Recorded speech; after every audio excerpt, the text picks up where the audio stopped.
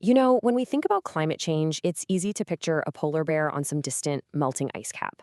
But the truth is, for most of us, the real story is unfolding right in our own backyards. It's completely reshaping our cities. And trust me, the future it's creating is going to look way different from what we know today. So, that really gets you thinking, right?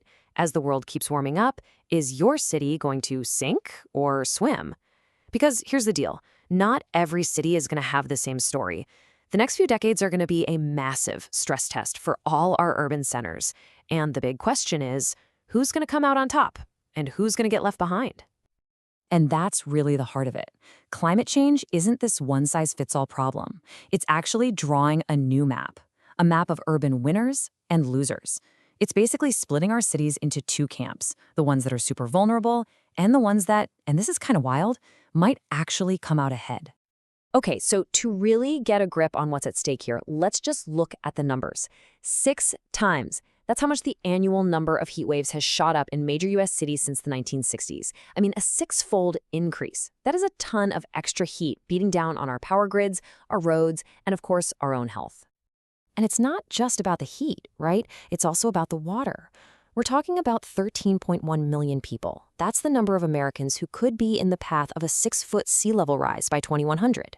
We're not just talking about wet basements here. We're talking about entire communities potentially having to pack up and move.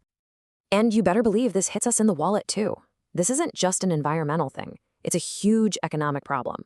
Get this. By 2050, we could be looking at $84 billion in lost productivity. That's every single year just from extreme heat, and just in 12 major cities around the world.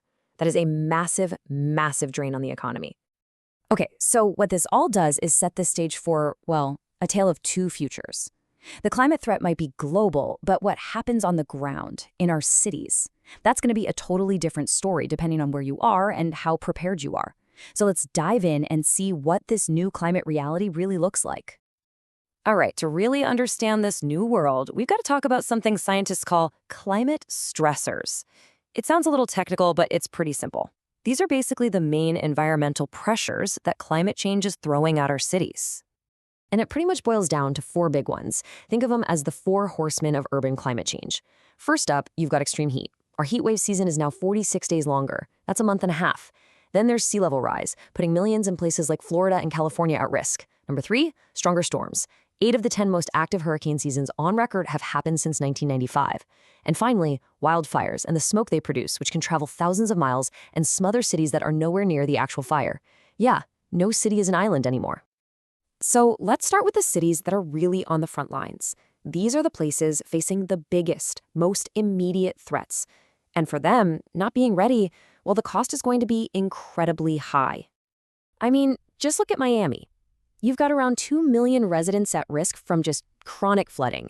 Or think about Phoenix, where it's a battle against brutal heat and a dwindling water supply that pushes their power and water systems to the absolute brink. And even a powerhouse like New York City, which has spent billions after Hurricane Sandy, still has a huge target on its back when it comes to storm surges in places like Lower Manhattan. These aren't what-if scenarios. They're happening right now. So here's the bottom line for cities like these. The clock is ticking. Seriously, every single year they wait, the price tag to adapt just gets higher and higher. And the chances of major disruptions to daily life, to business, to everything, they just keep growing. But, and this is where the whole story gets really interesting, while some cities are basically in survival mode, a whole other group is popping up as these unlikely climate havens. We're talking about places that could actually have an advantage because of climate change. Crazy, right? Just look at this list. Buffalo, Cleveland, Duluth.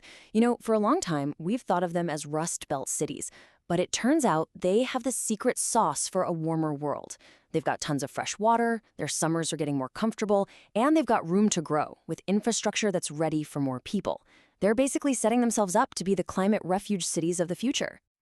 Let's just put it side by side. It really is a tale of two coasts. You've got Miami, sitting right at sea level, constantly fighting to keep the water out. And then you have Buffalo, sitting on the Great Lakes, which hold 20% of the entire world's surface freshwater. It's just a night and day difference. One city is facing a constant existential threat. The other, it's looking at a once-in-a-generation opportunity. But okay, here's the really important part. A city's destiny isn't set in stone here. It doesn't matter if you're in a high-risk zone or a potential haven. There's actually a playbook for this stuff. There are real, concrete strategies any city can use to get tougher and more resilient. And we're not talking about sci-fi solutions either. This is practical stuff. Step 1, cooling things down with things like green roofs and reflective surfaces. Step 2, protecting from floods by building seawalls or restoring natural wetlands. Step 3, just being smarter about where we build, encouraging new development on higher ground. And step 4, beefing up our power grids and water systems. It's not rocket science, it's just smart planning for the future. And leaders in these cities are way ahead of the curve. Just listen to the mayor of Buffalo. We have a tremendous opportunity. We're preparing to be a climate refuge. That's not just lip service. That's a city seeing the future and leaning into it. Big time. And it's not just the haven cities either. The ones on the front lines are fighting back too. Take New York City's Cool Roofs program. It's so simple, it's genius. They've coated millions of square feet of rooftops with reflective paint. And what does that do? It literally helps cool the city down. It's a perfect example of a small change making a big difference. So, when you boil it all down, what's it really about? It's about investing in a resilient future. Because honestly, getting ready for climate change isn't just about survival. It's about making really, really smart financial moves. And the return on that investment, the ROI, it's off the charts. Look at this. For every single dollar you put into something like flood mitigation, you get $6 back in savings down the line. It's not an expense, it's a down payment on avoiding a much, much bigger bill later. Let that sink in for a second. 6 to 1. A New York City study found that for every dollar they spent shoring up their flood defenses, they saved $6 in future disaster costs. I mean, show me a business that wouldn't take that deal. It's a total no-brainer. So, this is the big mindset shift we all need to make. Being proactive and adapting to this new reality isn't just a cost, it's an investment. And it's probably one of the smartest investments any city can make for its own future. And that brings us right back to you. The map is already being redrawn by these massive forces. So the question you got to ask yourself is, what's it going to take to make your city a winner?